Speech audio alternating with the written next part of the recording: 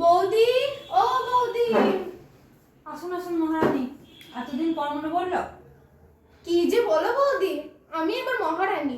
তাহলে কি এই কপাল হতো? তোমাদের মতো সোনা বাঁধানো কপাল হতো আমার। থাক থাক হয়েছে। আরে তো কদিন রুম মারলি যে। হ্যাঁ গো বৌদি, আমরা গরিব বলি কি আমাদের শরীরে রোগ বালাই বললে কিছু নেই? এই শীতের সকালে কাজে এসে আমার জ্বর হয়েছিল। আর শোনো বৌদি, একটা কথা, আমাকে কিন্তু এখন থেকে গরম জল দিতে হবে বাসন মাজার জন্য, আর মাইনে বাড়াতে হবে শীতের সকালে কাজে এলে। আর কাপড় কাচতে পারবো না, আর ওই প্যান্ট প্যান্টানি রচা চলবে না, দুবার করে গরম কপি দিতে হবে। বাবারে চম্পা, বলিস কি?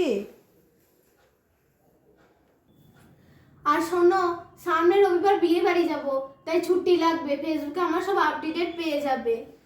আবার কামাই? তা সব মিটিয়ে কাজে এলি পারতিস।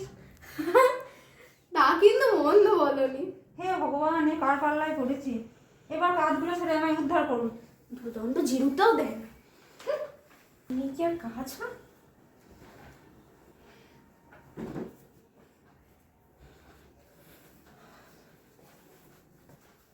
তুমি কিন্তু কাজ করতে ভালোই লাগে।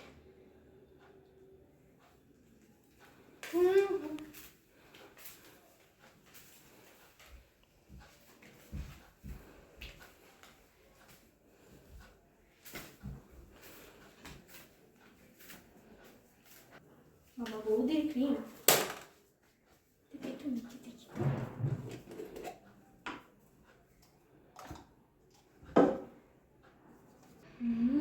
ভাঁজটা কি সুন্দর।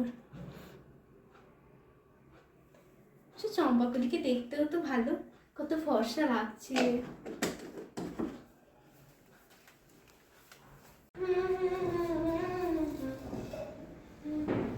ভারী ময় যত রাতে গাছ লাগাবে আগে পরিষ্কার করে বলবে চম্পা।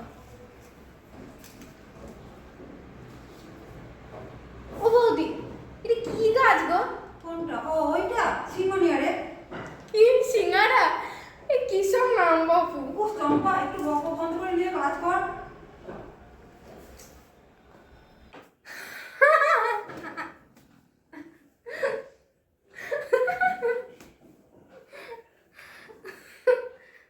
হয়েছে ভিডিও পোস্ট করে। কি রে চম্পা, বাসন দেওয়া হলো? হ্যাঁ হ্যাঁ হ্যাঁ, এটা তো ধুচ্ছি ধুচ্ছি ধুচ্ছি।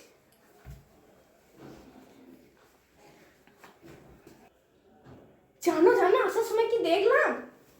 কি দেখলি? আরে ওই ঝিঙেদার ছেলে গো, একটা মেয়েকে বিয়ে করে এনেছে তো।